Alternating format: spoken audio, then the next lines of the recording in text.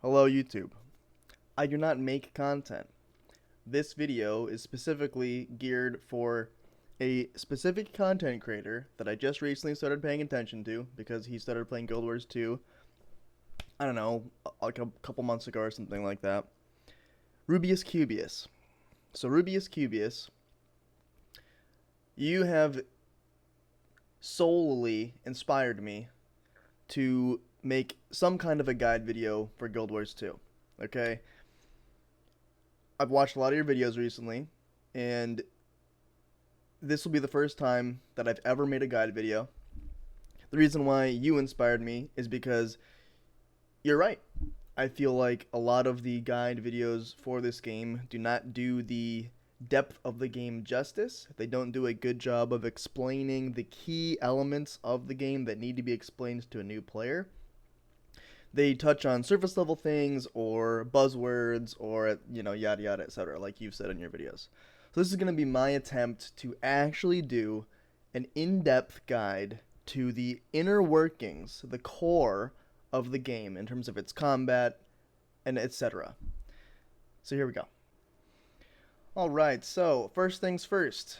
You've made your character, you've, picked your profession just to start off with. What is it that the game does not throw in your face well enough that I believe that it should? Okay? You hit your hero panel button. You pull up this page here. You've got all these tabs and blah, blah, blah. Okay? Your most important tab to learn about first is equipment. Okay? Just like other MMOs, you have gear, you have weapons, etc., right? The super unique thing about Guild Wars 2 gear is that there are tons and tons of different stat combinations that do different things and interact differently with different builds. The game does not tell you, like in World of Warcraft, if you're playing a mage, it'll be like, this is what your mastery does. This is what etc. does, and the game will basically only give you gear that directly helps you do damage in World of Warcraft, for example, right? Not the case in this game. This game will throw random pieces of random gear at you that do completely different things, and you have to figure out what those things are and how those things interact with the other aspects and systems within your character, which is really, really cool once you understand how it works, and really, really confusing when you do not, just because of the simple depth available to you. So I'm going to try to explain as quickly as I can what that actually means, okay? So I'm using this Necromancer with Celestial gear. Celestial is the name of the stat combination. So Celestial gear is the word used to describe gear that has all stats on it. That may sound confusing, but it's easy for me to then just touch on each stat in a line as I go, okay? So the first stat, power. Power directly affects direct damage that is indicated on the tooltip of an ability or a weapon. If I use my pistol here, we see that it says vicious shot. Damage is the first little icon there, the first little gray box with the white burst. It says damage 410. Okay, that number gets directly increased by the power stat. Okay, anything that says it increases your power will increase that flat damage. The next stat is precision. That increases how often you will critically strike. Toughness increases your resistance to power type damage. Power type damage only. It does not affect condition type damage, which we'll touch on here soon. Vitality increases your health pool. Simple as that. Ferocity increases how hard your critically strike. Ferocity does not increase how often you crit, it's just how hard the crit hits. Healing power increases any ability that has a flat heal number to it. So my heal skill here, Elixir of Promise, under the self effects on cast, it says healing 5961. That number gets increased by healing power. And then there's a boon that's called regen says 15 and 3/4 seconds because my buff fell off. Of 3,915 heal over 15.34 seconds. Okay, that boon also gets increased by healing power. So healing power increases all things that heal, basically. Well, I shouldn't say that, but things that heal like that. Condition damage increases it's just exactly as it sounds, the damage that a condition does. A condition is a red debuff icon that goes above the foe's head when you apply it.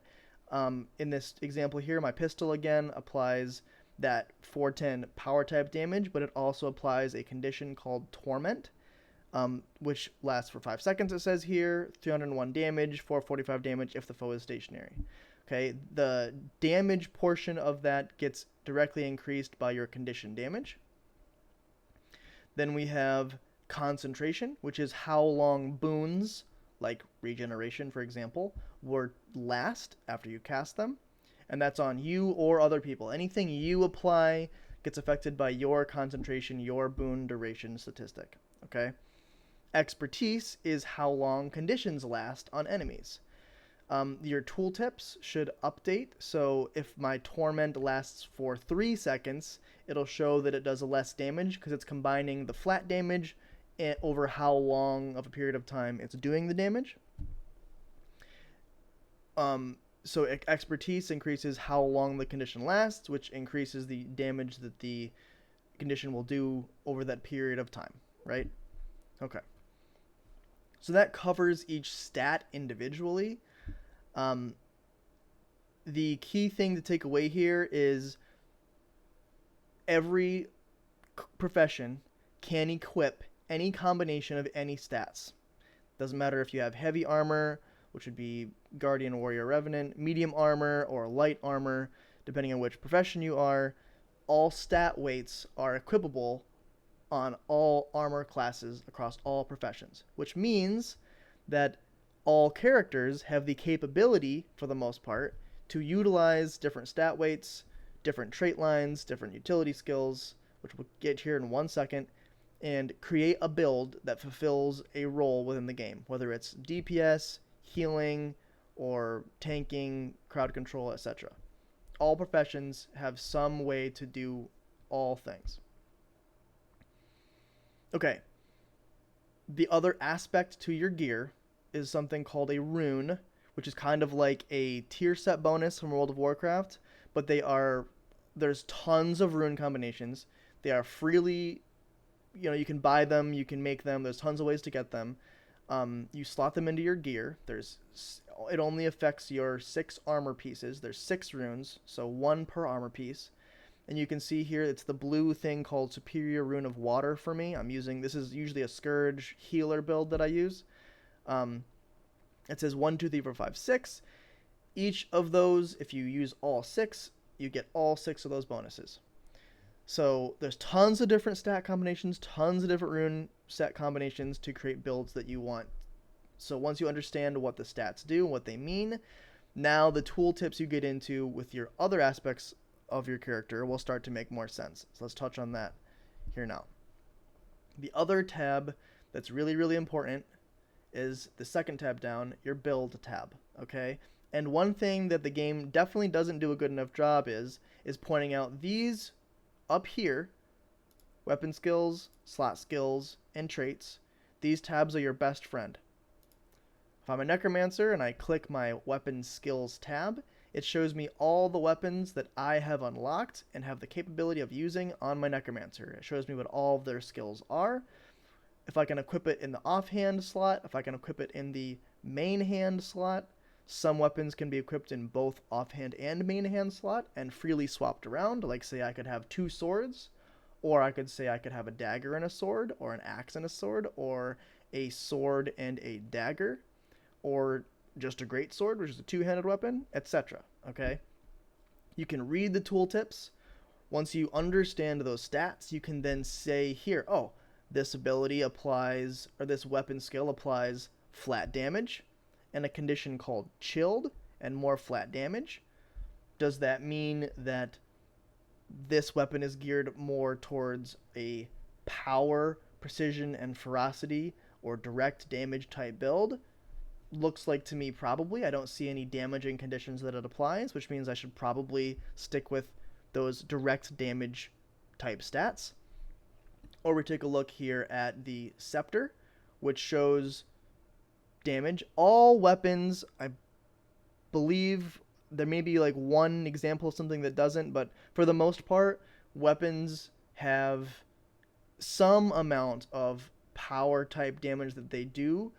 Um, if so, like the scepter has bleeding on each of its 3 chain skills. So 1, 2, 3, it'll have a chain. That's why you see the blood curse, rending curse, and putrid curse here. Those are like a 3 chain ability auto attack. That does a little bit of power damage and then applies bleeding and then bleeding and then bleeding and poison. So this weapon, for example, makes sense to use at least some amount of condition damage because it applies conditions. So you can kind of see how those stats start to interact with your other aspects of the systems in the game. So that's the weapon skills tab. This is the slot skills tab. This shows you all of the skills that can go in your healing slot, which is the first slot here. First slot here. All of the skills that can go in the utility slots here, which is these 3 middle slots. Any of the utility skills can go in any of these 3 slots. And then your elite skills, which only go in the elite slot. So your weapon skills, your slot skills, and then these are the traits, which is exactly corresponding to these 3 slots, or these 3 rows here to the right that I'm circling here. So it can be a little bit confusing, and I'm pretty sure the game does not show you that these things exist. I was watching Rubius Cubius play his character for the first time, and I don't think that this popped up. It didn't shout at him like it should have, in my opinion, because this is how you learn your character. You can see all of the trait lines that you've unlocked, what they do in each row. These are the passives here on the side. These are the selectable skills here. So because I've got blood magic selected as my top trait line on my character, I'm going to go down to blood magic. You see this first one directly corresponds to this guy right here. It's a passive. This next one directly corresponds to this one right here, and it goes, it's a little bit confusing because I think they should have done it up and down instead of left to right, but these top 3 are these first 3 here, and then these next 3 are these middle 3 here, and then these bottom 3 are the last 3 you can choose from. Okay? It's a little bit oriented, kind of strange in my opinion, but really good way to just look and see, oh, what does this trait line do? Oh, it looks like it's got a lot of, let's see, life force, healing, life siphon, healing. You know, you can kind of see what each trait line is sort of designed to do for your character and what benefits each trait line has. Some of them are kind of multifaceted. Some of them kind of fit a niche. You can learn them, figure it out, play around. Once you've unlocked every trait line, you can freely swap all of this stuff out of combat. You can swap your weapons, you can swap your utility skills, your heal, your elite, you can swap your traits, so you can freely fuss around, build your character whenever you want, and play around and have fun. That is what Guild Wars 2 is to me. Guild Wars 2 is a fantasy build, customize MMO. That's what it's for. If you're not somebody who loves doing that, it's not to say that this game isn't for you. You could just follow a guide or play casually and not really care about what your character is doing. That's fine. It's a video game. Have fun. But the sheer depth that the game has at your fingertips is far and above any other MMO that exists. That is my personal opinion. I've played a lot of MMOs. The only one that comes remotely close would be like Elder Scrolls Online, in my opinion. But even so, Elder Scrolls Online has some similarities, but still doesn't quite do customization as well as Guild Wars 2 does, in my opinion. Okay, so we kind of touched on your panels and how to actually build your character. It doesn't matter what specialization you are, etc. I kind of want to touch on just the core functions of the combat of the game. So, we touched on the stats, and how the game basically works is, can you apply the conditions necessary or boons necessary or do the damage necessary to fulfill a role? Once you figure out how that works, you can do anything in this game with any character. So if I wanted to play a power type DPS character, the one kind of confusing thing that isn't super obvious that I've touched on yet is there are some conditions that positively affect power type damage and some boons that positively affect power type damage. Similarly, there are boons that positively affect condition type damage builds and conditions that affect condition type. Well, that makes sense, right? But if you're a power, say you want to do like big direct damage critical strike type character, and you think that, oh, I can ignore conditions then because conditions are for conditioned people. Well, that's sort of true and sort of not true. So there's a condition in the game called vulnerability, which increases the target's damage taken. Doesn't matter if it's condition damage or power type damage. So you do kind of have to read things. I don't think that this game requires like looking up YouTube guides. I don't. I think you can learn everything you need to learn, but you have to be willing to read. That's the one issue. And as we all know about MMO players, most of them can't read. But I digress. If you just look at the tooltip, once you understand the stats, you understand your panels here, right? Okay. You will be able to figure out how the game works. You don't need to be a master to get to a point where you understand builds and you can make something that makes sense. Okay. The last tab that I want to touch on in this video, because this is just supposed to be like a systems and basic combat video, is your training tab. Your training tab is how you will get access to your traits and your skills. Your weapons are a level-based thing. You buy the weapon, you level up, you get the weapon. Okay, you get the weapon skills. But in terms of your utility skills, your heal, your elite, and your trait lines, you use this tab here. You will acquire what are known as hero points through leveling up and exploring, etc. You will eventually get enough hero points to unlock all of the core abilities, utilities, and traits of your profession. The one downside that I do think the devs could change and make this a higher quality of life thing, the way that it is currently, if I go into soul reaping, this specialization, this trait line here, soul reaping, okay? If I go to soul reaping and I go, oh, I'm going to click this. I've got some hero points. I'm going to click this and I'm going to unlock it. I will not be able to get those hero points back. They are done. They are spent. You cannot pull them back out of soul reaping to now put them in death magic or curse or whatever it is. Okay, that's the one downside. The upside, you will eventually get it all, and it doesn't take that long. Okay, but you can't go back, so that kind of sucks. So there's a little bit of like, did I make the right choice right at the beginning of when you're playing? I urge you just to take what looks cool, just do it. It's not going to matter. The leveling experience is trivial. It is not difficult. You should not die. I'm sorry if you do and I insulted you. You should not die really in the leveling process unless you start getting yourself into a situation that you shouldn't be. But for the most part, the leveling is easy. The traits and skills that you choose to use don't really matter.